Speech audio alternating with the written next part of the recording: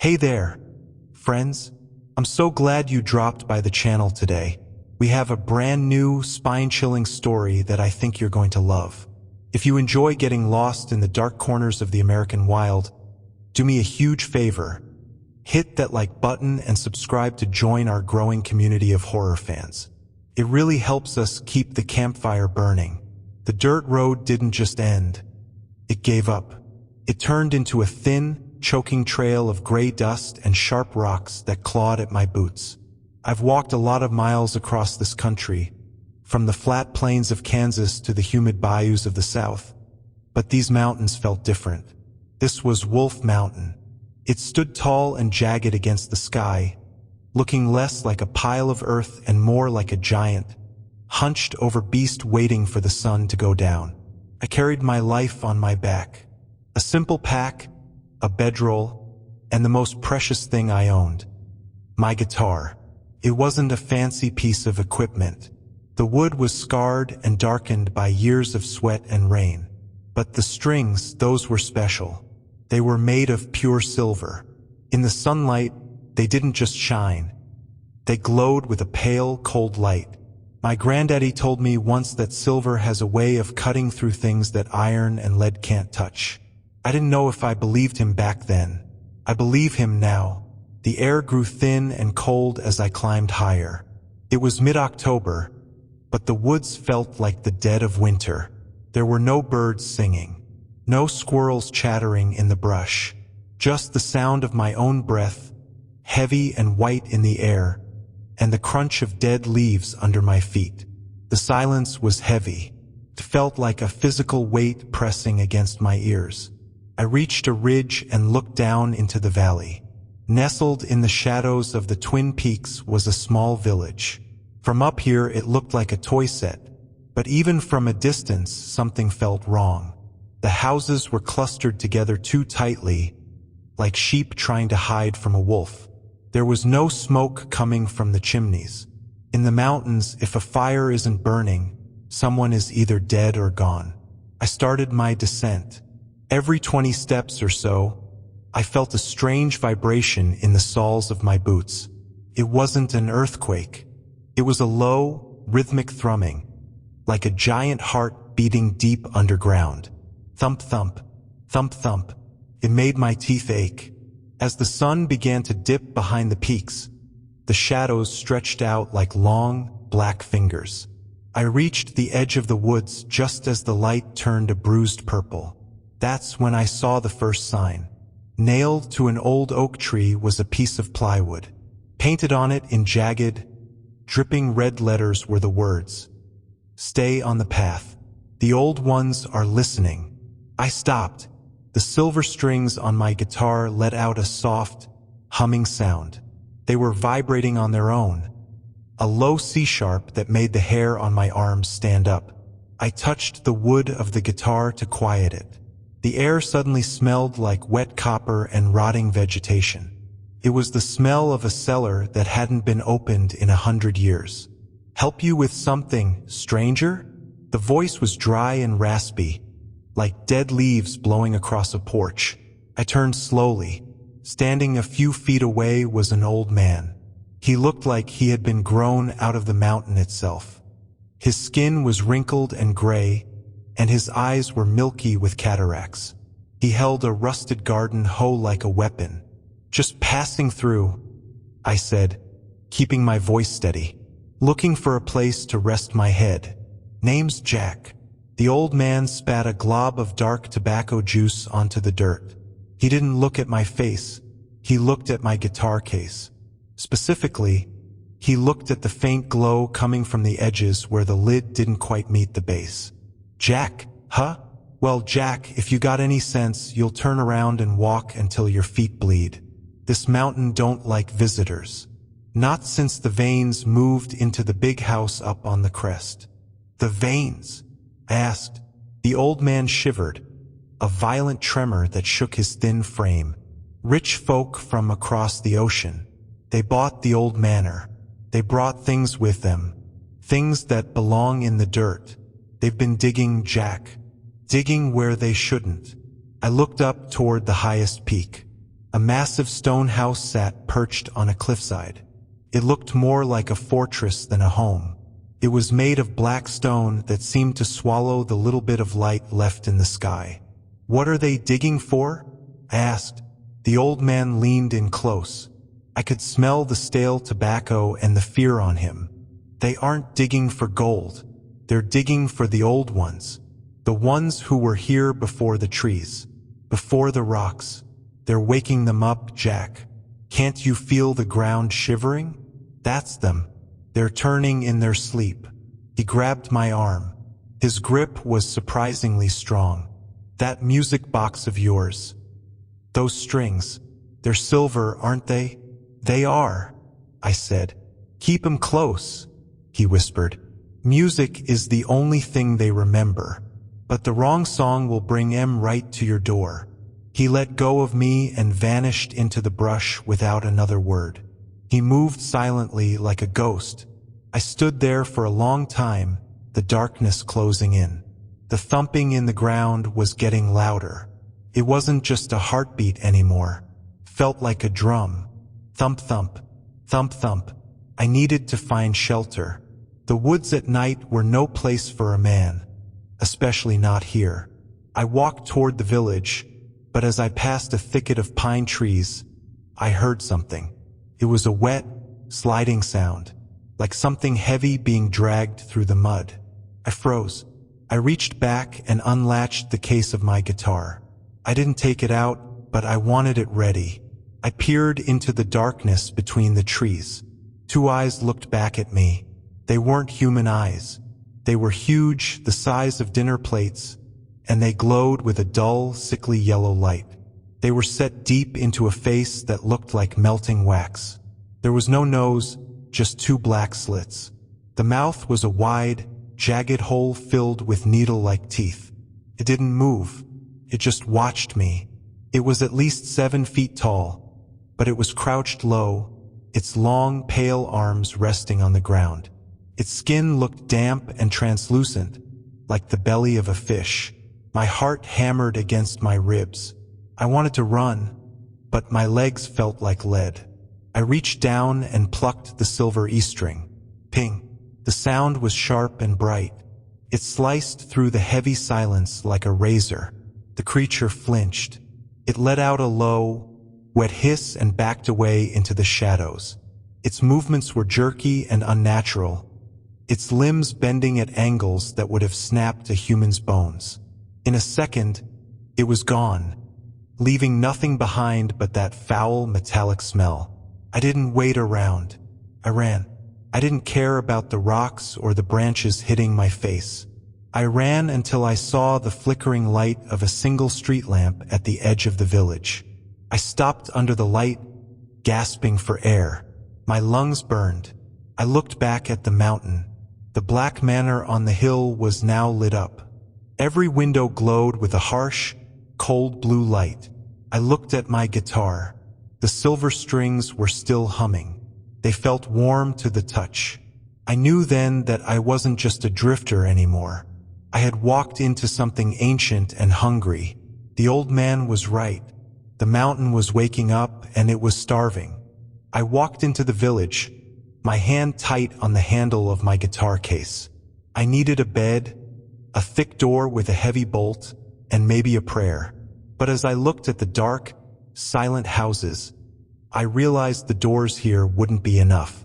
Something was coming down from the peaks, and it wasn't just the wind.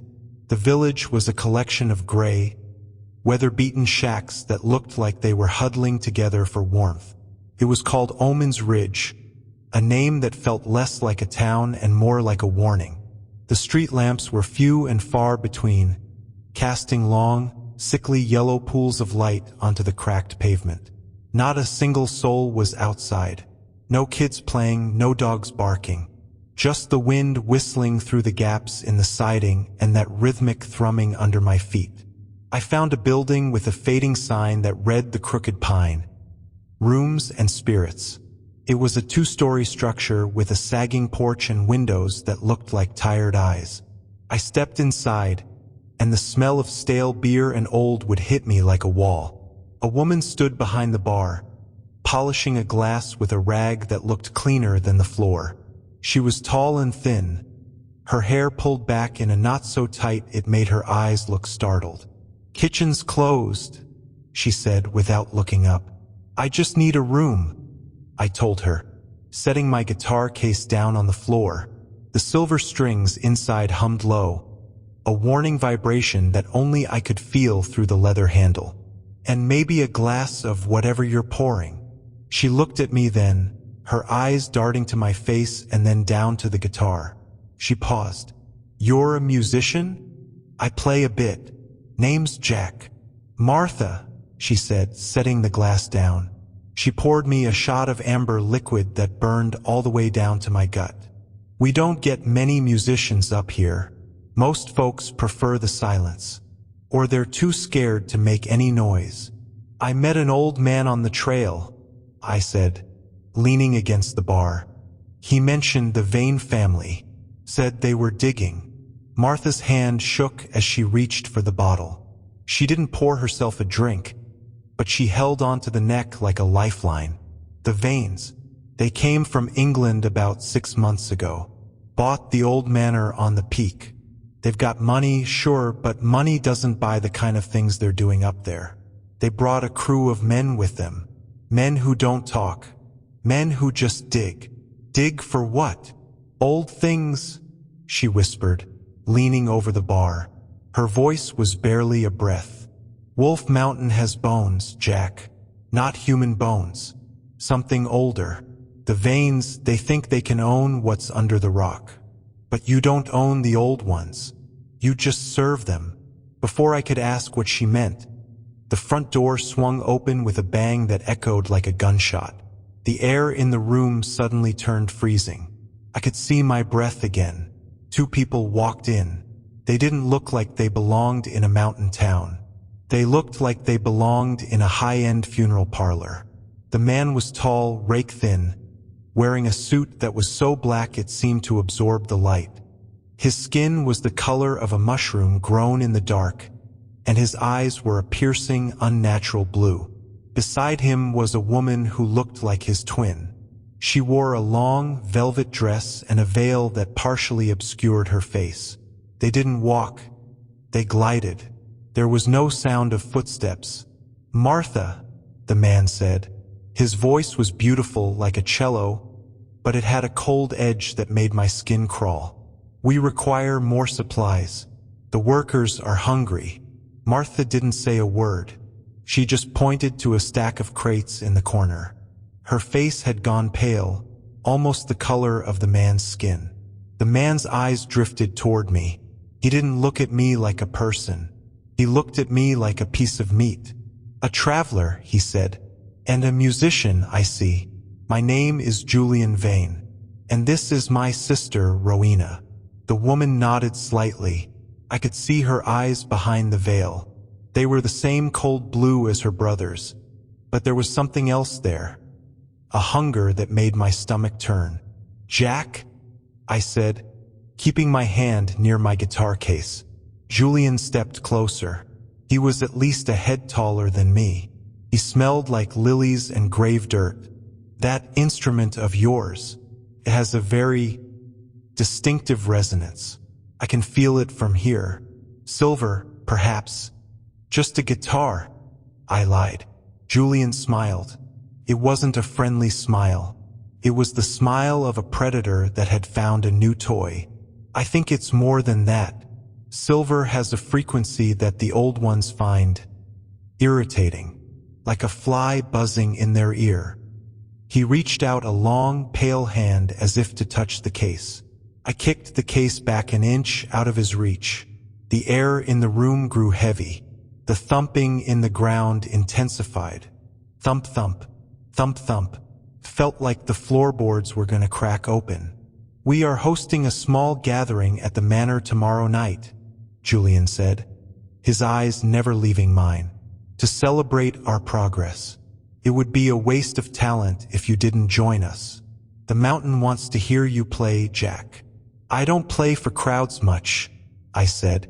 "Oh, it won't be a crowd," Rowena whispered. Her voice was like silk sliding over a blade. Just the family, and the guests we've invited from the deep places. Julian laughed, a dry, rattling sound. Come tomorrow, Jack. If you don't, I fear the mountain might come looking for you. And the mountain is not nearly as polite as I am. They turned and left, the cold air following them out. I watched through the window as they climbed into a long, black car that sat idling in the street. It moved away silently, disappearing into the fog that was rolling down from the peaks. Martha was leaning against the back of the bar, her face buried in her hands. You should leave, she sobbed. Grab your things and run. Don't go to that house. Nobody who goes to the Vane Manor ever comes back the same. If they come back at all. What did he mean by guests from the deep places? I asked. Martha looked up, her eyes wide with terror. The things you saw in the woods, the things that crawl in the shadows. They aren't just animals, Jack. They're the scouts. The Vanes are digging up the kings. They're looking for the throne of the old gods. And they need blood to grease the hinges of the door. I didn't sleep that night. I sat in my small, cramped room at the top of the stairs, my guitar across my lap. I didn't play it, but I kept my fingers on the silver strings. The village was dead silent, but the mountain was alive. I could hear things moving outside my window, not on the ground, but on the walls. The sound of claws scratching against the wood. Wet, heavy breathing just on the other side of the glass. I looked out into the darkness. Up on the peak, the Vane Manor was a beacon of cold, blue light. It looked like a tooth sticking out of a rotten gum. Every time the thumping in the ground hit, the silver strings would vibrate. Hum, hum. I thought about the eyes I had seen in the woods, the melting face, the needle teeth. Those were just the scouts. What was bigger? What was older? I knew I couldn't just run. If I left, whatever they were waking up would follow. It would spread like a cancer out of these mountains and into the world. My granddaddy hadn't just given me a guitar. He had given me a weapon. The mountain wants to hear me play. I whispered into the dark. The scratching on the wall stopped. A face appeared at the window. It was the same creature from the woods, but this time there were 3 of them. They clung to the side of the building like giant insects, their yellow eyes fixed on me. One of them tapped a long, gray finger against the glass. Clink, clink, clink. It wasn't trying to break in. It was a signal, an invitation. The silver strings began to glow, casting a pale light around the room. I felt a surge of cold energy through my fingertips. I wasn't just a drifter anymore. I was the only thing standing between this world and the things that had been waiting in the dark since the beginning of time. Tomorrow I would go to the House of Vane, and I would bring the music they deserved.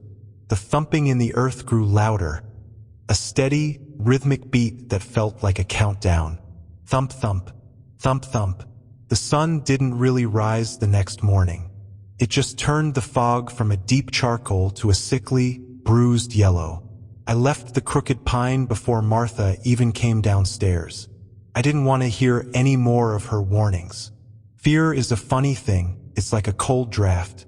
If you let it in, it settles in your bones and makes you slow. I couldn't afford to be slow today. I walked through the village of Omen's Ridge. It felt like a ghost town that hadn't quite realized it was dead yet. Faces appeared in the windows, pale, hollow-cheeked folks watching me pass. They didn't wave. They didn't scowl. They just stared with the blank, empty eyes of people who had already accepted their fate. I kept my head down, my hand tight on the strap of my guitar case. The silver strings were quiet for now, but I could feel a faint warmth radiating through the wood. They knew where we were going. The trail up to the Vane Manor was steep. It wasn't a road for cars, not really. It was a jagged scar cut into the side of the mountain. As I climbed, the air changed. Down in the valley, it was just cold. Up here, it felt heavy. Every breath I took felt like I was inhaling wet wool. The trees changed, too. The oaks and maples that should have been bright with autumn colors were skeletal and black. Their branches didn't reach for the sky. They twisted downward, clawing at the earth as if they were trying to climb back into the soil. About halfway up, the trail opened into a wide, flat plateau. The wind died down instantly. The silence was so sudden it made my ears pop. In the center of the clearing stood the stones. They weren't natural. Anyone with eyes could see that. There were 7 of them, huge slabs of gray granite arranged in a perfect circle. Each one was at least 10 feet tall. They looked like the standing stones you see in pictures of old places like Stonehenge, but these didn't belong in the Appalachian Mountains. These stones were ancient, far older than the trees surrounding them. They looked like teeth erupting from a rotted gum. I walked closer, my heart thudding against my ribs. Thump, thump, thump, thump. The ground was vibrating again, but here it was sharper. It felt like a low-voltage wire was pressed against the soles of my boots. I reached the edge of the circle. The ground between the stones was bare. No grass grew there, no weeds, just hard, packed dirt that looked like it had been scorched by fire. I looked at the nearest stone. It was covered in carvings. They weren't letters or numbers. They were swirling, interlocking lines that looked like a nest of angry snakes. As I stared at them, the lines seemed to writhe. My head began to swim. A high-pitched ringing started in the back of my skull, a sound like a wet finger being rubbed around the rim of a glass. "Don't look too long, Jack," I whispered to myself. "Keep your eyes moving." I noticed something then. A dark, viscous liquid was oozing from the carvings. It wasn't water. It was thick and dark, the color of a deep scab. It trickled down the face of the stone, pooling at the base. I leaned in, the metallic smell of copper hitting me so hard I nearly gagged. It was blood. The stones weren't just wet. They were weeping. It wasn't fresh, bright red blood. It was old, oxygen-starved gore that looked like it had been squeezed out of the rock itself. I looked at the other stones. Every single one of them was bleeding. The liquid was flowing toward the center of the circle, where a small depression had been carved into the earth. I knelt down to get a better look, and my guitar case bumped against the stone. The reaction was instant. The silver strings inside the case let out a scream. It wasn't a musical note. It was a pure, piercing chord that sounded like a choir of angels being thrown into a furnace. The sound echoed off the mountainside, shattering the silence. The stone I was touching suddenly grew hot, unbearably hot. I jerked my hand back. Where my skin had touched the rock, the blood began to smoke. A low, guttural growl rose from the ground beneath me. It wasn't the sound of an animal. It was the sound of the earth itself grinding its teeth. "He is here," a voice whispered. I spun around. There was nobody there. The clearing was empty, but the voice didn't come from my ears. It came from inside my head. It was a cold, wet voice that sounded like mud sliding down a hill. "The singer has come to the gate. The silver is bright. The silver is sharp." I grabbed my guitar case and backed away from the circle. My hands were shaking. I looked down at the center of the stone circle. The blood had filled the depression now. It was a dark, shimmering pool. As I watched, a bubble rose to the surface and popped. A puff of foul-smelling gas escaped, smelling like something that had died and been left in the sun for a week. "Who's there?" I shouted. My voice felt small and weak against the mountain. A shadow moved at the edge of the clearing. Out from behind one of the twisted trees stepped a man. He was dressed in heavy canvas overalls, his face hidden beneath the brim of a filthy cap. He carried a heavy iron sledgehammer over one shoulder. "You shouldn't be poking around the markers, boy," he said. His voice was flat, devoid of any emotion. He was one of the Vane workers. The markers! I asked, trying to keep the tremor out of my voice. You call these things markers? The man walked toward me. He didn't blink. His skin was a dull, waxy gray, and his fingernails were broken and black with dirt. They mark the spots where the skin of the world is thin. The masters told us to keep the path clear. They don't like it when the silver comes close. It makes the stones ache. He raised the sledgehammer, not in a threat, but as if he were checking its weight. You're the one Julian invited, the one with the box. I'm Jack, I said, and I'm going to the manor. The worker smiled. It was a horrific sight. His teeth had been filed into sharp points, and his gums were black and receding. The manor is just the porch, Jack. The rail house is down below, deep down, where the old ones are stretching their legs. He stepped aside, gesturing toward the trail that continued up the mountain. Go on then. They're waiting for the music. They haven't had a new song in 10,000 years. I reckon they're getting pretty impatient. I didn't say another word. I walked past him, my skin crawling as I felt his eyes on the back of my neck. I didn't look back at the stones. I didn't look at the bleeding carvings. I just kept moving. The trail grew narrower and darker. The fog was so thick now that I could only see a few feet in front of me. The thumping in the ground was no longer a heartbeat. It was a rhythmic pounding, a tectonic drum that vibrated in my very marrow. Finally, the fog parted. The Vane Manor loomed over me. It was even more terrifying up close. The black stone wasn't smooth. It was porous and pitted, looking like bone that had been charred in a fire. There were no gardens, no flowers, just jagged rocks and the same black, twisted trees. The front doors were massive, made of a dark wood I didn't recognize. They were carved with scenes of giant, tentacled things rising from the sea and great, winged beasts blotting out the sun. I stood at the base of the stone steps. The silver strings were humming so loudly now that I could hear them through the leather of the case. They weren't just warning me anymore. They were singing a song of defiance. I took a deep breath. My lungs felt like they were filling with lead. I reached out and grabbed the heavy iron knocker. It was shaped like a goat's head with 3 eyes. I slammed it twice. The sound didn't echo. It was swallowed by the house.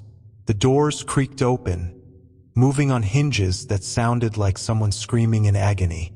Julian Vane stood in the doorway. He was wearing a formal tuxedo, his pale skin glowing in the dim light of the foyer. Behind him, the hallway was lined with tall, flickering candles that gave off a thick, black smoke.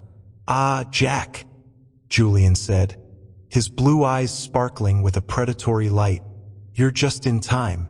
The guest of honor has just begun to wake, and the stones have finished their feast. Come in, my friend. Let us see if your silver strings can survive the dark." I stepped across the threshold.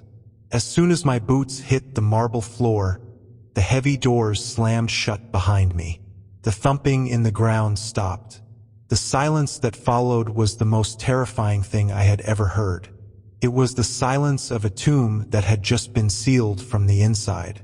"Welcome home, Jack," Julian whispered. "I hope you brought a long song, because down here, the night never ends." The interior of the Vane Manor was a direct insult to the laws of physics. From the outside, the house looked massive, but inside, it felt like it went on forever. The hallways were narrow and impossibly tall, the ceilings lost in a thick, rolling bank of black candle smoke. The walls weren't covered in wallpaper or plaster. They were lined with cold, damp stones that seemed to be sweating. As Julian led me deeper into the house, I noticed that the floor wasn't level. It slanted downward, pulling me toward the center of the mountain. "Do you like the decor, Jack?" Julian asked. He didn't look back at me. He walked with a stiff, predatory grace, his silhouette cutting through the gloom like a knife. Most of the stone was quarried from the tunnels below, It has a memory, you see. It remembers the weight of the things that used to walk here. I didn't answer. Couldn't. The air was getting thicker, tasting of copper and something old, like the air inside a jar of preserved specimens. Every few feet we passed a portrait hanging on the wall. They weren't paintings of people. They were depictions of landscapes that didn't exist on any map. Jagged, purple mountains under a green sun, cities made of black glass sinking into oily seas. In every single one of them, there were shapes in the background, huge, spindly things that looked like a cross between a man and a spider, watching from the shadows of the canvas. My ancestors were collectors, Julian continued, his voice echoing in the narrow corridor. They didn't collect art. They collected portals. They spent generations looking for this specific spot. Wolfe Mountain is a soft place, Jack. Place where the ledge didn't just feel like stone anymore. Under the influence of the silver strings, the rock felt like it was bruising. It pulsed with a dull, sickly heat that seeped through the soles of my boots. Above me, Julian's laughter had been replaced by a rhythmic, guttural chanting that seemed to pull the very air out of the cavern. Below, the pale things were still climbing, their long, multi-jointed limbs clicking against the walls like 1,000 dry scissors. Couldn't go back up. The way to the balcony was a sheer face of black glass now, slick with the weeping blood of the mountain. My only choice was a jagged fissure I'd spotted behind a cluster of stalactites. It looked like a throat, wide and dark, leading deeper into the roots of the peaks. I grabbed my guitar, the silver strings still weeping that glowing, mercury-like liquid, and I scrambled into the hole just as a massive, clawed hand crested the ledge where I'd been standing. The tunnel was narrow. It smelled like a slaughterhouse that had been sealed for a century. The walls were wet, but not with water. My hands came away sticky with a dark, oily grime that burned my skin. As I crawled, the thumping in the earth grew so loud it began to blur my vision. Thump, thump, thump, thump. It wasn't just a sound anymore. It was a physical force that moved my internal organs, shifting my heart in its chest. I pushed through a final, tight squeeze and spilled out into a space that shouldn't have existed. I was in the cellar of the world. It was a cathedral made of bone and obsidian, a chamber so vast that the ceiling was lost in a swirling vortex of red mist. In the center of the chamber was a pit, and suspended directly above that pit was the moon. But it wasn't the moon from the sky. It was a massive, glowing orb of coagulated light and blood, suspended by chains made of the same black stone as the manor. It hung there, pulsating with a rhythmic, crimson glow that cast long, distorted shadows across the floor. This was the red moon, the heart of the Vane's ritual, a concentrated mass of every prayer, every drop of blood, and every dark thought that had been poured into this mountain since the dawn of time. Around the pit stood the workers. They were no longer wearing overalls. Their clothes had been shredded by the growth of new, pale limbs. Their eyes were gone, replaced by the same glowing yellow slits as the creatures in the woods. They moved in a slow, hypnotic circle. Their voices joined in a chant that sounded like tectonic plates grinding together. "The singer has found the choir," a voice rang out. I looked up. Julian Vane stood on a dais of bone at the far end of the chamber. He had changed. His tuxedo was gone, replaced by a robe made of what looked like human hair. His skin had become translucent, revealing the pulsing violet veins beneath. His fingers were now nearly a foot long, tapering into needles of black bone. Beside him, Rowena sat on a throne of twisted iron, her eyes fixed on the red moon with a terrifying, ecstatic hunger. "You're late for the final movement, Jack," Julian said. His voice echoed through the chamber, vibrating the very marrow in my bones. "The old gods have been dreaming of a new song. The silver strings were always the missing piece. They aren't just a weapon. They are the conductor's baton. I stood up, wiping the mercury blood from my face. My guitar felt heavy, almost alive.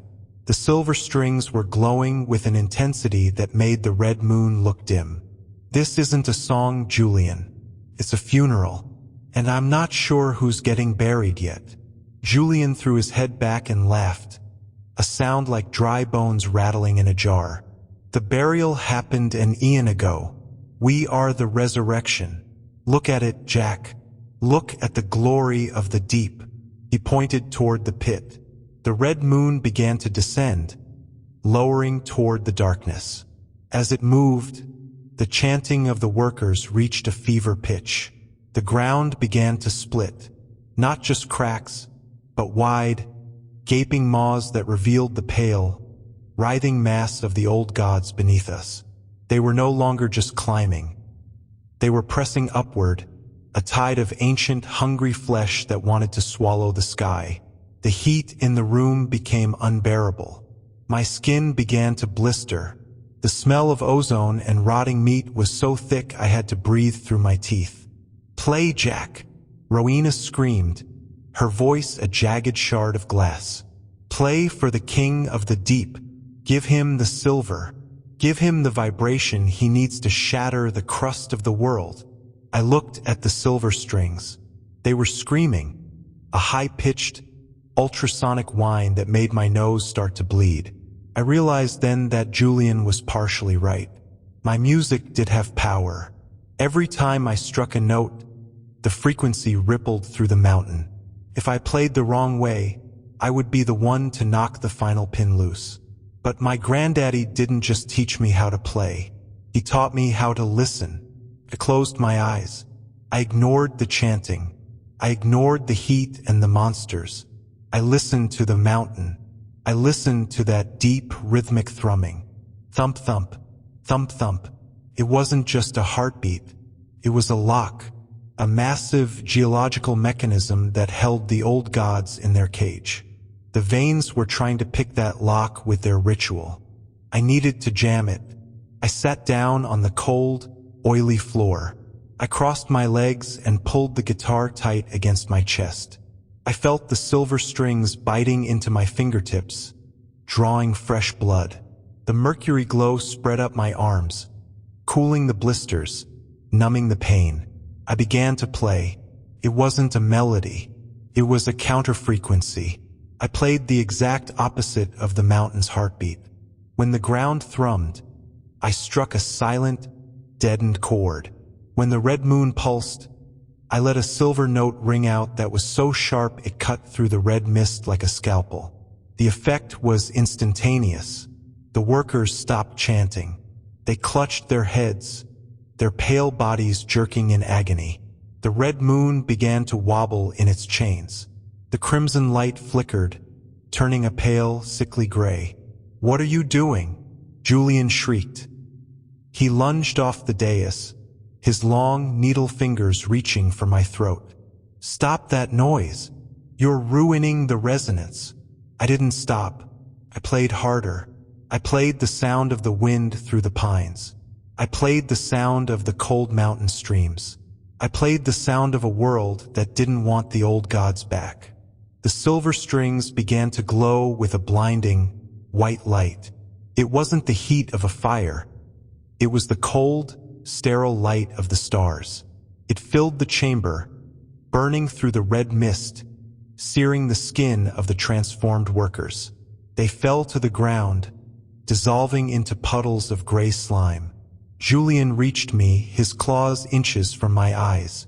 But as the white light hit him, he stopped. He looked down at his hands.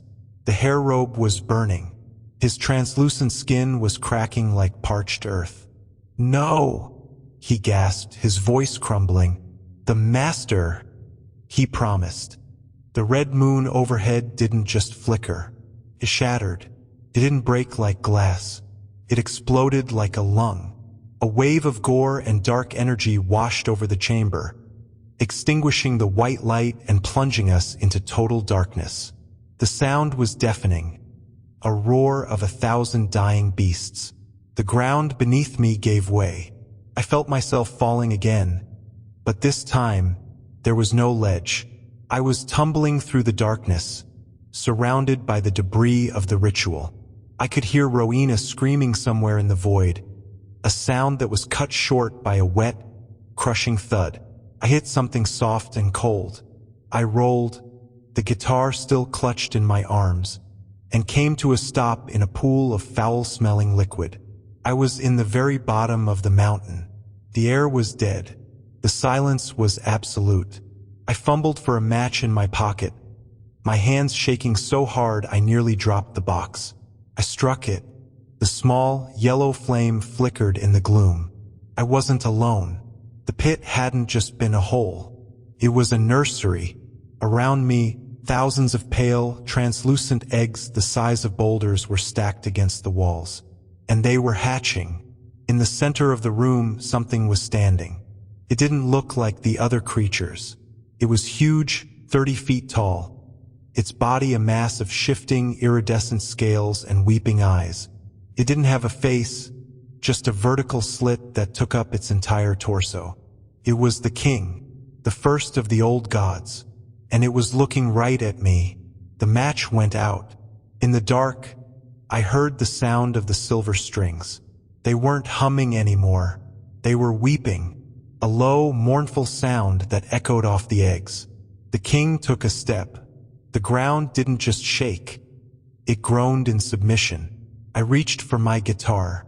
I had one song left, but looking at the size of the shadow in front of me, I wasn't sure if a song would be enough to save the world. The thumping started again, but this time it wasn't the mountain. It was the king's heart, and it was beating in time with mine. The veil between what is and what was is paper thin. We reached a set of double doors at the end of the hall. They were made of heavy iron, rusted and pitted. Julian pushed them open, and a blast of freezing wind hit me. It didn't smell like the mountain air outside. It smelled like a meat locker. We were standing on a stone balcony overlooking a massive natural cavern. The house hadn't been built on the mountain. It had been built over a wound in the earth. Below us, a giant rift split the floor of the cavern. It was a jagged, bottomless crack that glowed with a faint, pulsing violet light. This was the Whispering Gap. The sound started then. It wasn't a single voice. It was thousands of them, all talking at once in a language that sounded like dry husks rubbing together. SSS Taith. SSS Kara. Jack. My name. They were saying my name. They know you're here. A voice whispered behind me. I spun around. Rowena was standing there. She had removed her veil.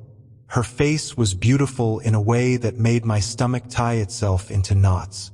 Her skin was so pale it was almost blue, and her eyes weren't just blue. They were glowing with that same violet light from the pit. Her teeth looked too long for her mouth, pushing against her lips. The silver draws them, she said, stepping closer. It's like a bell ringing in a graveyard. It wakes up the things that are trying to rot in peace. I looked down into the gap. Far below, I could see movement. It wasn't the workers. It was something else. Long, pale limbs were reaching out of the darkness, clawing at the edges of the rift. They looked like the arms of the creature I had seen in the woods, but these were bigger, much bigger. Some of them were the size of tree trunks, covered in oily, translucent skin that shifted and pulsed. What are they? I managed to choke out. The old gods, Julian said, stepping up to the edge of the balcony. He looked down into the pit with an expression of pure, fanatical love. The true owners of this soil. They were here when the world was nothing but fire and rock.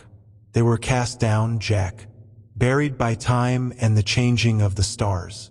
But they didn't die. They just waited. And we have been digging the stairs for them. The thumping started again. Thump, thump, thump, thump. But here it was deafening. It wasn't coming from the ground anymore. It was coming from the air itself. Every beat of the mountain's heart felt like a physical blow to my chest. My guitar case began to rattle. The silver strings were vibrating so violently that the wood was starting to smoke. I felt a sudden, sharp pain in my hand. I looked down and saw a drop of blood hit the stone floor. The vibration of the strings had actually cut through the leather and my skin. As soon as my blood hit the floor, the whispering stopped. The silence that followed was worse than the noise. It was a hungry silence. Below us, the violet light in the gap turned a deep, angry red. The things in the dark stopped climbing. They turned. Thousands of yellow eyes opened in the blackness, all of them staring up at the balcony, staring at me. "The sacrifice is ready," Rowena whispered. "I'm not a sacrifice," I said, backing away toward the iron doors. My hand was on the latch of the guitar case. "I'm just a man with a song." Julian laughed. It was a sound of pure madness. "That's what you don't understand, Jack. To them, a song is a sacrifice. The vibration of those silver strings. It's the key that turns the lock. Your music doesn't fight them. It feeds them. It gives them the energy to pull themselves out of the mud." He stepped toward me, his hand reaching out. His fingers had grown longer, the nails sharpening into black talons. "Give me the box, Jack. Give it to me and I'll make sure your death is quick. If you play it yourself, they'll take their time with you. They'll peel the music out of your soul inch by inch." I didn't think. I just acted. I grabbed the guitar out of the case. The silver strings were glowing so bright they were blinding. The air around the guitar seemed to warp and shimmer, distorted by the raw power of the metal. I didn't play a chord. I didn't play a melody. I just slammed my hand across all 6 strings at once. Crack. The sound was like a lightning bolt hitting a sheet of glass. A wave of pure, white energy exploded outward from the guitar. Julian was thrown backward, his suit shredding as he hit the stone wall. Rowena screamed, a sound that wasn't human, and covered her eyes. Down in the gap, the things let out a collective roar of agony. The white light of the silver was like acid to them. I could see the pale limbs shriveling and retreating back into the darkness. The red light flickered and died, replaced by a dull, smoking gray. But the mountain didn't like it. The floor beneath me buckled. A huge crack snaked across the balcony, heading straight for my feet. The entire manor began to groan, the stones grinding against each other as if the house itself were trying to chew me up. "You fool!" Julian screamed, crawling toward me. His face was distorted, his jaw unhinging like a snake's. "You can't stop the waking. You've only made them angry. Now they won't just rise. They'll feast on everything." The balcony gave way. I fell. For a second, there was no weight, no sound, just the cold wind whistling past my ears and the faint, dying glow of the silver strings in my hand. I hit a ledge about 20 feet down, the impact knocking the air out of my lungs. My guitar clattered away into the darkness, but I could still see it. A small, flickering ember of light a few yards away. I was on a narrow shelf of rock, halfway down the whispering gap. Above me, I could see the silhouette of Julian looking over the edge, his eyes burning with hatred. Below me, the darkness was alive. I could hear them moving, thousands of wet, sliding bodies climbing the walls of the rift. They were close now. I could hear their breathing, heavy, rattling gasps that smelled like ancient rot. "Jack, Jack." The whispers were back, but they weren't coming from my head anymore. They were coming from the rocks, from the air, from the very blood in my veins. I crawled toward the guitar. Every inch felt like I was moving through molasses. My ribs were screaming, and my head was spinning. I reached out and touched the wood. It was freezing cold. I looked over the edge of the shelf. A pale hand, larger than my entire body, gripped the rock just inches from my face. It had 7 fingers, each ending in a hooked claw. then another hand, then a head, a massive, featureless dome with a single vertical slit that opened to reveal a forest of needle teeth. It wasn't just a scout. This was one of them, one of the old gods. I pulled the guitar onto my lap. My fingers were slick with my own blood. I looked up at the slit-mouthed creature. It didn't have eyes, but I knew it was looking at me. It opened its mouth, and a thick, black fluid dripped onto the ledge. "You want a song?" I whispered, my voice cracking. "I'll give you a song." I placed my fingers on the silver strings. They were cold now, but I could feel the power waiting inside them. It wasn't a weapon of light anymore. It was a weapon of pure, cold steel. The creature lunged. I struck the first note. The sound didn't just fill the cavern. It felt like it ripped the world in half. The silver strings didn't just hum. They shrieked. A shockwave of sound hit the creature, blowing its head backward. It let out a sound like a steam pipe bursting and plummeted back into the abyss. But more were coming. I could see them now, a tide of pale flesh rising from the depths of the gap. I stood up, balancing on the narrow ledge. I had to get out of here. I had to get back to the surface. But Julian and Rowena were waiting above, and the old gods were rising below. I started to play, not a song of peace, not a song of hope. I played a song of the earth, a song of the deep, dark places and the things that should never have been woken. It was a brutal, rhythmic melody that matched the thumping of the mountain. The silver strings began to bleed. Not water, not oil, but a bright, glowing mercury that coated my fingers. The whispering gap began to scream back. I was no longer just a drifter. I was the conductor of a nightmare. And the symphony was just beginning. The ledge didn't just feel like stone anymore. Under the influence of the silver strings, the rock felt like it was bruising. It pulsed with a dull, sickly heat that seeped through the soles of my boots.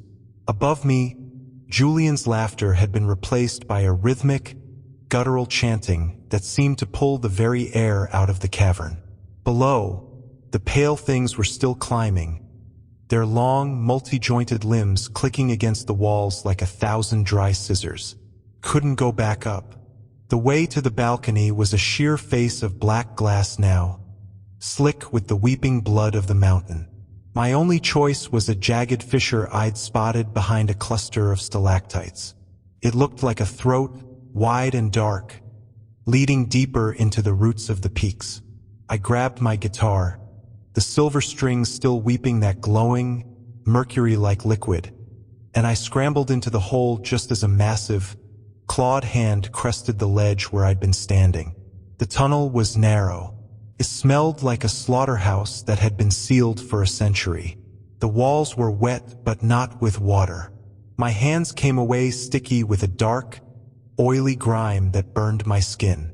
As I crawled, the thumping in the earth grew so loud it began to blur my vision. Thump, thump, thump, thump. It wasn't just a sound anymore. It was a physical force that moved my internal organs, shifting my heart in its chest. I pushed through a final, tight squeeze and spilled out into a space that shouldn't have existed. I was in the cellar of the world. It was a cathedral made of bone and obsidian, a chamber so vast that the ceiling was lost in a swirling vortex of red mist. In the center of the chamber was a pit, and suspended directly above that pit was the moon. But it wasn't the moon from the sky. It was a massive, glowing orb of coagulated light and blood, suspended by chains made of the same black stone as the manor. It hung there, pulsating with a rhythmic, crimson glow that cast long, distorted shadows across the floor. This was the red moon, the heart of the Vane's ritual, a concentrated mass of every prayer, every drop of blood, and every dark thought that had been poured into this mountain since the dawn of time.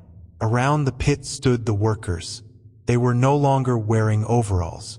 Their clothes had been shredded by the growth of new, pale limbs. Their eyes were gone, replaced by the same glowing yellow slits as the creatures in the woods.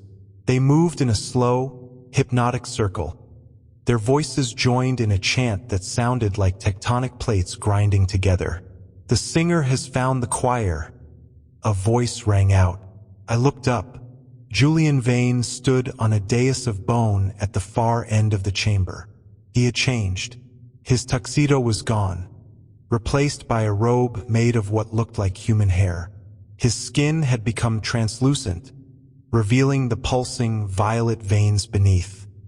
His fingers were now nearly a foot long, tapering into needles of black bone. Beside him, Rowena sat on a throne of twisted iron, her eyes fixed on the red moon with a terrifying, ecstatic hunger. "You're late for the final movement, Jack," Julian said. His voice echoed through the chamber, vibrating the very marrow in my bones. "The old gods have been dreaming of a new song. The silver strings were always the missing piece. They aren't just a weapon. They are the conductor's baton." I stood up, wiping the mercury blood from my face. My guitar felt heavy, almost alive. The silver strings were glowing with an intensity that made the red moon look dim. "This isn't a song, Julian. It's a funeral. And I'm not sure who's getting buried yet." Julian threw his head back and laughed, a sound like dry bones rattling in a jar. "The burial happened an eon ago. We are the resurrection. Look at it, Jack. Look at the glory of the deep." He pointed toward the pit. The red moon began to descend, lowering toward the darkness. As it moved, the chanting of the workers reached a fever pitch. The ground began to split, not just cracks, but wide, gaping maws that revealed the pale, writhing mass of the old gods beneath us. They were no longer just climbing. They were pressing upward, a tide of ancient, hungry flesh that wanted to swallow the sky. The heat in the room became unbearable. My skin began to blister. The smell of ozone and rotting meat was so thick I had to breathe through my teeth. "Play, Jack!" Rowena screamed, her voice a jagged shard of glass. "Play for the king of the deep. Give him the silver. Give him the vibration he needs to shatter the crust of the world." I looked at the silver strings. They were screaming, a high-pitched, ultrasonic whine that made my nose start to bleed. I realized then that Julian was partially right. My music did have power. Every time I struck a note, the frequency rippled through the mountain. If I played the wrong way, I would be the one to knock the final pin loose. But my granddaddy didn't just teach me how to play. He taught me how to listen. I closed my eyes. I ignored the chanting. I ignored the heat and the monsters. I listened to the mountain. I listened to that deep, rhythmic thrumming. Thump, thump, thump, thump. It wasn't just a heartbeat. It was a lock, a massive geological mechanism that held the old gods in their cage. The Vanes were trying to pick that lock with their ritual. I needed to jam it. I sat down on the cold, oily floor. I crossed my legs and pulled the guitar tight against my chest. I felt the silver strings biting into my fingertips, drawing fresh blood. The mercury glow spread up my arms, cooling the blisters, numbing the pain. I began to play. It wasn't a melody. It was a counter-frequency. I played the exact opposite of the mountain's heartbeat. When the ground thrummed, I struck a silent, deadened chord. When the red moon pulsed, I let a silver note ring out that was so sharp it cut through the red mist like a scalpel.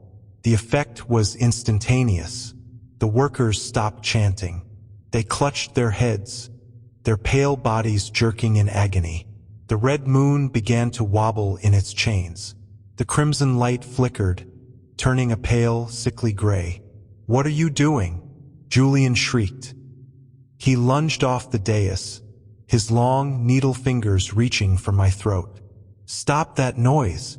You're ruining the resonance." I didn't stop. I played harder. I played the sound of the wind through the pines. I played the sound of the cold mountain streams. I played the sound of a world that didn't want the old gods back.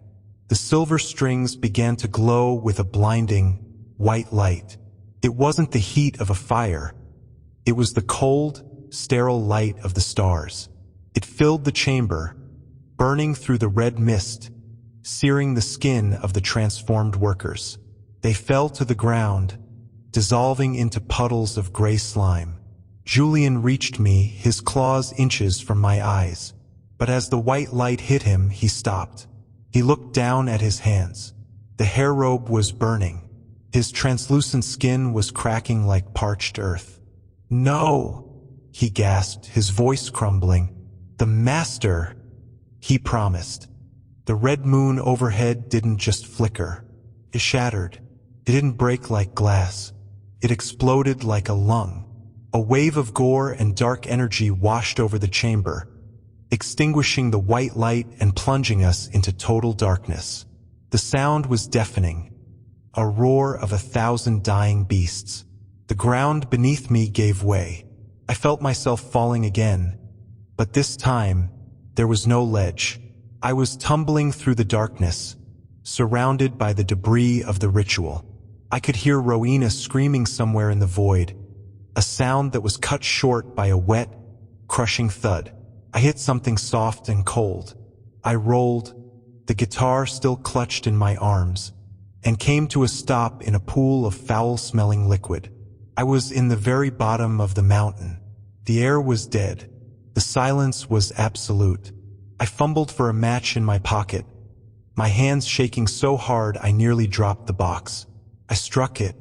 The small, yellow flame flickered in the gloom. I wasn't alone. The pit hadn't just been a hole. It was a nursery.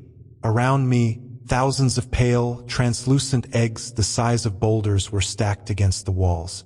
And they were hatching. In the center of the room, something was standing. It didn't look like the other creatures. It was huge, 30 feet tall. Its body a mass of shifting, iridescent scales and weeping eyes. It didn't have a face, just a vertical slit that took up its entire torso. It was the king, the first of the old gods, and it was looking right at me. The match went out. In the dark, I heard the sound of the silver strings. They weren't humming anymore. They were weeping, a low, mournful sound that echoed off the eggs. The king took a step. The ground didn't just shake. It groaned in submission. I reached for my guitar. I had one song left, but looking at the size of the shadow in front of me, I wasn't sure if a song would be enough to save the world. The thumping started again, but this time it wasn't the mountain. It was the king's heart, and it was beating in time with mine. The match went out, but the darkness wasn't empty. It was thick. It was heavy. Felt like standing at the bottom of a lake of ink. I could hear the wet, rhythmic clicking of 1,000 tiny mouths. The eggs were hatching. I could hear the shells, soft and leathery, tearing open. I could hear the sound of wet bodies sliding out onto the stone. The scouts I had seen before were just the runts. These newborns were hungry, and I was the only thing in the room made of meat. I fumbled for another match, my fingers slick with that mercury blood from the silver strings. My hands were shaking so hard the matchbox felt like it was vibrating. I finally struck one. The flare of light was tiny, but it revealed a nightmare. The king was closer. It hadn't walked. It had drifted. It stood 30 feet tall, a pillar of iridescent, shifting scales that looked like oil on water. It didn't have a head. It didn't have limbs in any way that made sense. It was just a towering mass of ancient, alien muscle. The vertical slit in its torso was pulled wide. Inside, I could see rows upon rows of teeth, and behind the teeth, a swirling vortex of that same violet light I'd seen in the gap. It wasn't just one creature. It was a hive. And then I saw them. Julian and Rowena weren't dead. They were pinned to the creature's chest, their bodies half absorbed into the scales. Their eyes were wide and vacant, their mouths stretched open in a silent, permanent scream. They were being used as translators, flesh microphones for the king's thoughts. The song. Julian's voice came from the creature's chest. It was distorted, gurgling through a throat full of slime. The song must finish. The king moved, a massive, translucent limb, something between a tentacle and a human arm, lashed out. It smashed into a pile of eggs near me, spraying me with a cold, sticky fluid that smelled like a dead ocean. I didn't wait. I didn't think. I scrambled to my feet, clutching the guitar. The silver strings were glowing again, but it was a dim, dying light. They were exhausted. I was exhausted. My fingers were raw, the skin worn down to the bone in places. But I knew if I stopped playing, the king would step on me like a bug on a kitchen floor. I struck a chord. Clang. The sound was dull. The air in this nursery was too thick, too heavy. The music couldn't travel. Felt like trying to shout underwater. The king let out a vibration that I felt in my teeth. The mountain responded. Above us, I heard the sound of 1,000,000 tons of rock shifting. The ceiling of the nursery, the floor of the Whispering Gap, began to crumble. Huge boulders the size of houses came crashing down. The mist followed the rocks. It was a thick, gray vapor that tasted like ash, poured into the chamber, filling the space in seconds. I couldn't see the king anymore. I couldn't see the eggs. I could only see the silhouettes of the giants, because there wasn't just one king. As the mist swirled, I saw them, massive, spindly shapes rising out of the shadows. There were 3 of them, maybe more.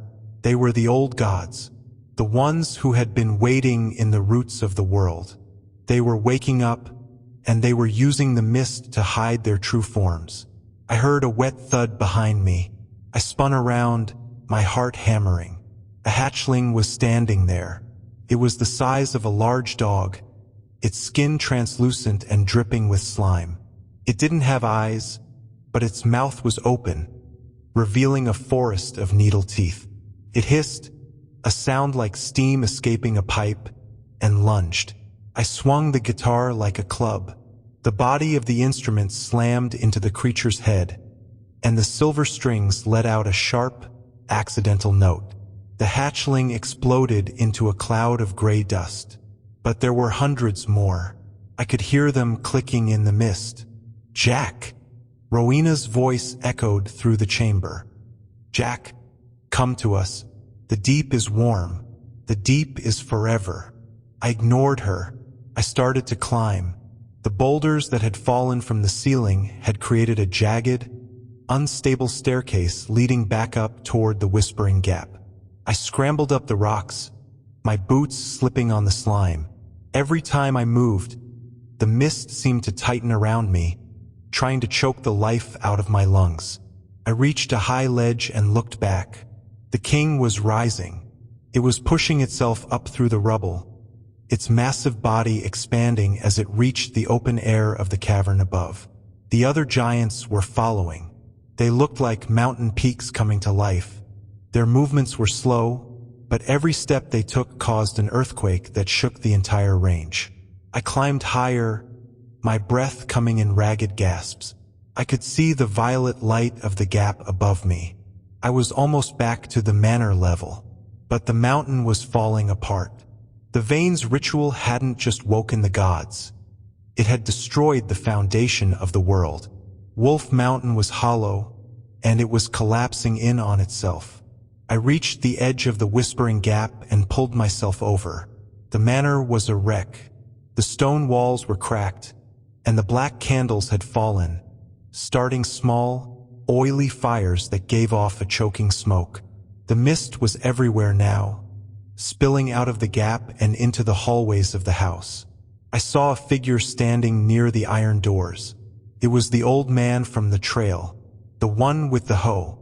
He was covered in blood, his clothes torn to rags. He was laughing, a high, manic sound that cut through the roar of the mountain. "I told you, Jack!" he screamed, pointing toward the gap. I told you they were hungry. You brought the silver. You brought the dinner bell. Help me get out of here, I shouted, stumbling toward him. The old man turned his milky eyes toward me. He wasn't laughing anymore. He looked terrified. There is no out, Jack. The mountain is the world. When the mountain falls, the world goes with it. Behind him, a massive pale hand reached through the iron doors. It was the king. It had reached the manor level. The fingers, each the size of a man, wrapped around the doorframe and began to pull. The stone groaned and shattered. The old man didn't even scream. The hand closed over him, crushing him instantly, and dragged him back into the mist. I backed away, my eyes wide. I was alone in a dying house with 3 gods from the dawn of time. I looked at my guitar. The silver strings were glowing one last time. It wasn't a bright light, but a steady, pulsing white. They were telling me something. Granddaddy's voice came back to me then. Silver doesn't just cut, Jack. It binds. If you can't kill the dark, you have to lock it back up. I understood now. I couldn't fight the kings. I couldn't play a song loud enough to kill them. But I could play a song that would act as a seal. I could turn myself into the lock. But there was a price.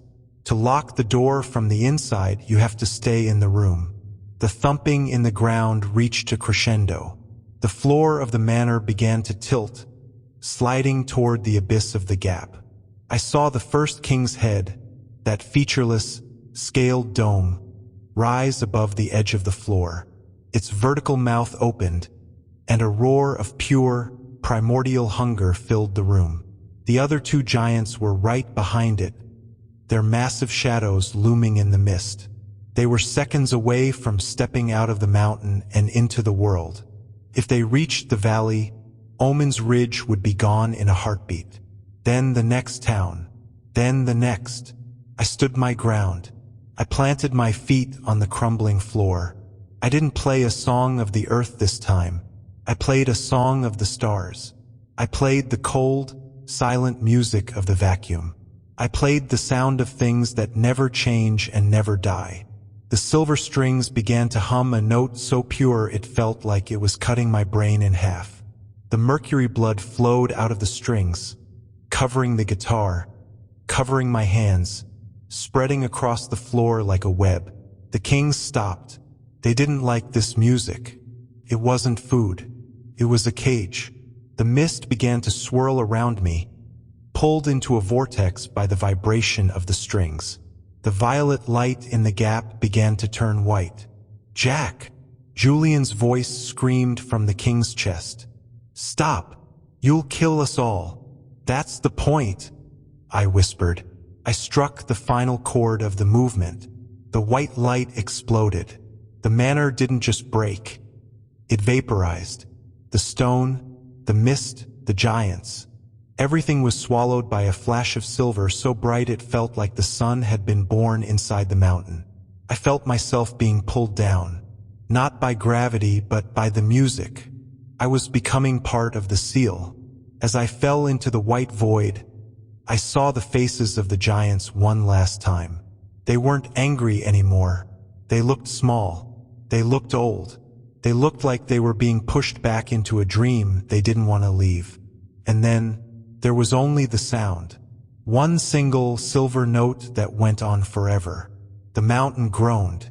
The peaks of Wolfe Mountain buckled and sank into the earth. And then, for the first time in 100 years, the mountain was silent. The white light didn't just fade. It shattered into a billion tiny, freezing needles. For a moment, there was no sound, no weight, and no Jack. I was just a consciousness floating in a sea of silver static. Then the world came screaming back. Gravity slammed into me like a freight train, and I felt the cold, hard reality of stone against my back. I was pinned. My legs were buried under a pile of black marble that had once been the manor's grand staircase. The air was thick with a fine, gray powder, the pulverized remains of the House of Vane. I tried to cough, but my lungs felt like they were filled with wet cement. Every breath was a jagged blade in my chest. I looked up. The sky wasn't there. The ceiling of the cavern hadn't just collapsed. The mountain had folded in on itself. I was trapped in a pocket of air no bigger than a coffin. The only light came from the guitar. The instrument lay across my chest. It was no longer made of wood. The silver had bled into the grain, turning the entire body into a shimmering metallic bone. The strings weren't just glowing. They were pulsing with a heartbeat that wasn't mine. They were hot, searingly hot, and the mercury blood was still flowing from them, pooling in the hollow of my collarbone. I heard a sound. It was a wet, sliding noise, like a snake moving through tall grass. Jack, Jack. It was Julian's voice, but it was wrong. It sounded like it was coming from inside a bucket of water. I turned my head slowly, the movement sending sparks of white pain through my neck. A few feet away, a hand protruded from the rubble. It was pale and long, the fingers twitching rhythmically. Then, a head pushed through the dust. It was Julian Vane, or what was left of him. He had been crushed, his body twisted into a shape that no human could survive. His jaw was hanging by a single strip of muscle, and his blue eyes were gone, replaced by the empty, black sockets of the things from the gap. He wasn't alive, but he wasn't dead. He was a puppet, his vocal cords being plucked by the king below.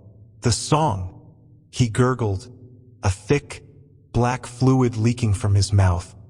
The song is a cage, Jack, but a cage needs a keeper. Beyond Julian, in the cracks between the fallen boulders, I could see them. The old gods. They weren't 30 feet tall anymore.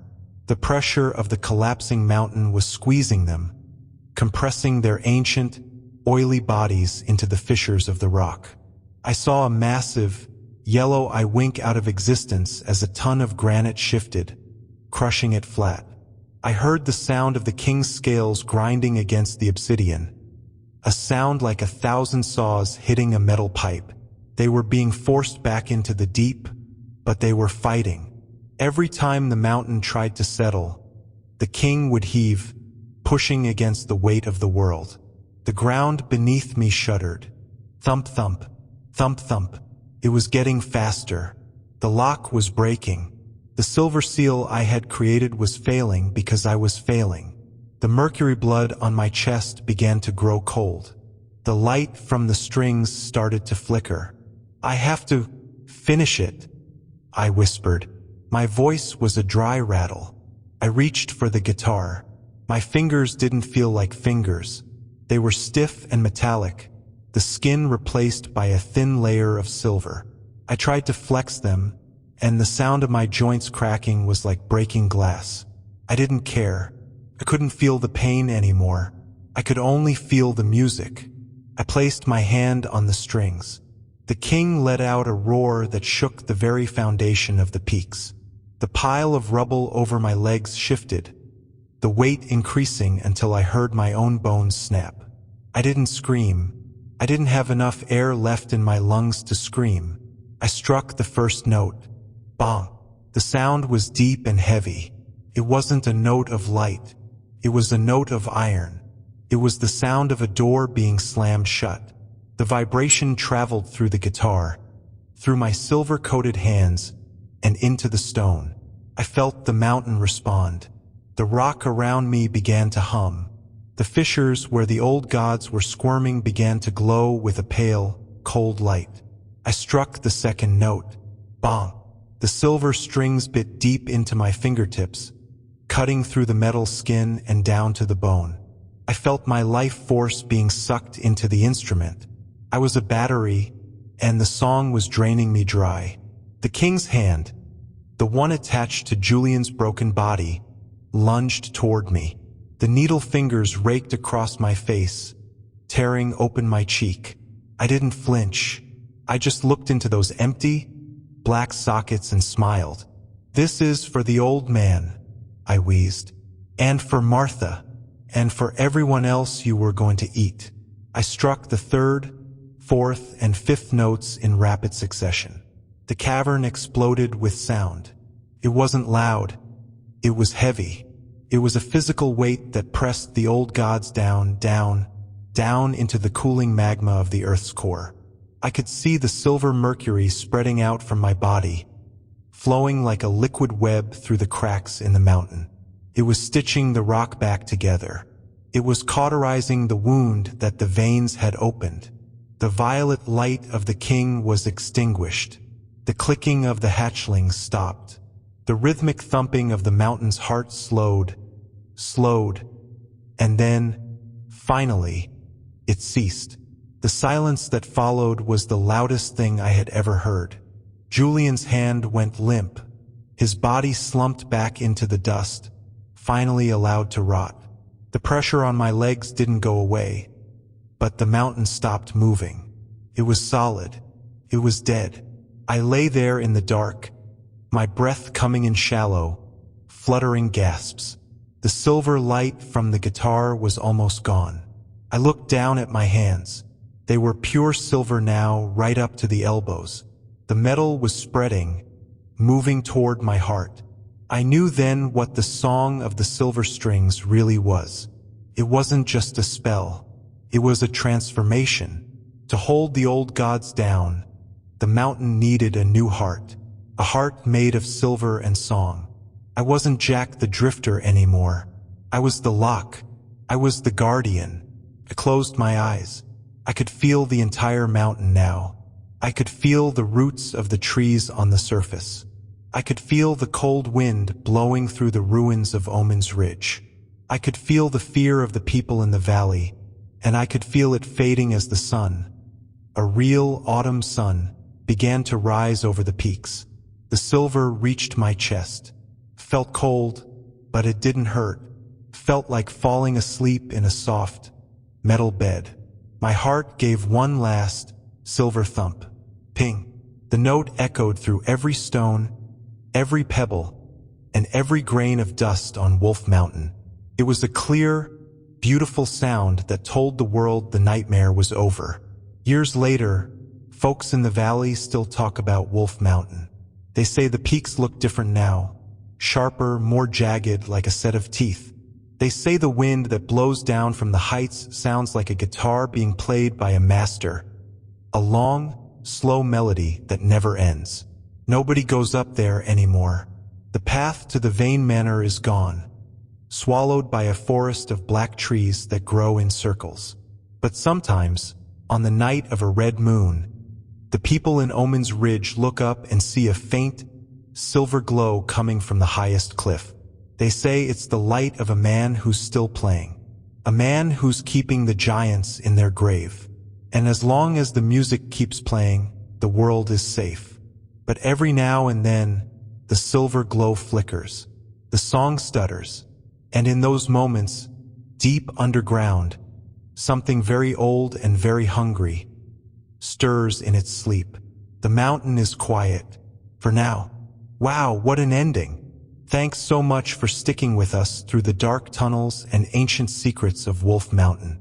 If Jack Silverstrings gave you the chills, make sure to drop a comment below and let us know your favorite part of the story. Don't forget to hit that notification bell so you never miss a new nightmare. We have plenty more terrors waiting for you, so stay tuned. See you in the next one, and stay safe out there in the dark. Story completed.